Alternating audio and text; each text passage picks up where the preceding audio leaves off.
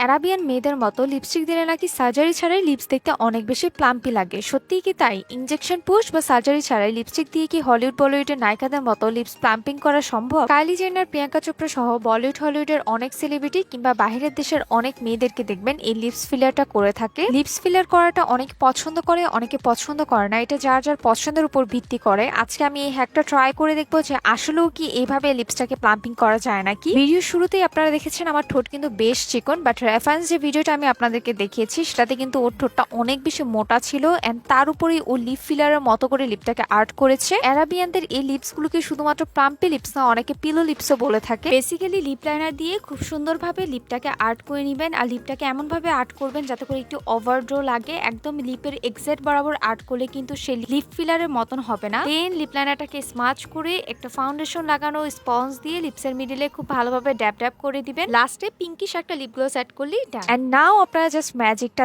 দেখেন যে আমার লিপস কি পরিমাণে প্লাম্পি লাগছে। আমি পুরাই অবাক হয়ে গিয়েছি যে এই হ্যাকটা আসলেও কাজ করেছে। আমি প্রথমে ভেবেছিলাম অ্যারাবিয়ান মেয়েটার লিপস ফিলার করা, তাই হ্যাকটা খুবই ফালতু হবে, but I was wrong. And আমি পার্সোনালি লিপ ফিলার একদমই পছন্দ করি না, কারণ আমাকে একদমই মানায় না। আমার ন্যাচারাল লিপসে অনেক ভালো মানায়। অনেকেরই আছে লিপসটা অনেক বেশি চিকন, বাট বলিউড হলিউডের সেলিব্রিটিতে দেখি একটু লিপসটাকে ওভারড্রো করতে পছন্দ করে। তারা চাইলে ট্রাই করতে পারেন। হ্যাকটা অনেক আগে ট্রাই করেছিলাম, বাট আপনাদের সাথে শেয়ার করতে লেট হয়ে গেল। নতুন ভিডিও পেতে আমার পেজে ফলো করবেন। টাটা।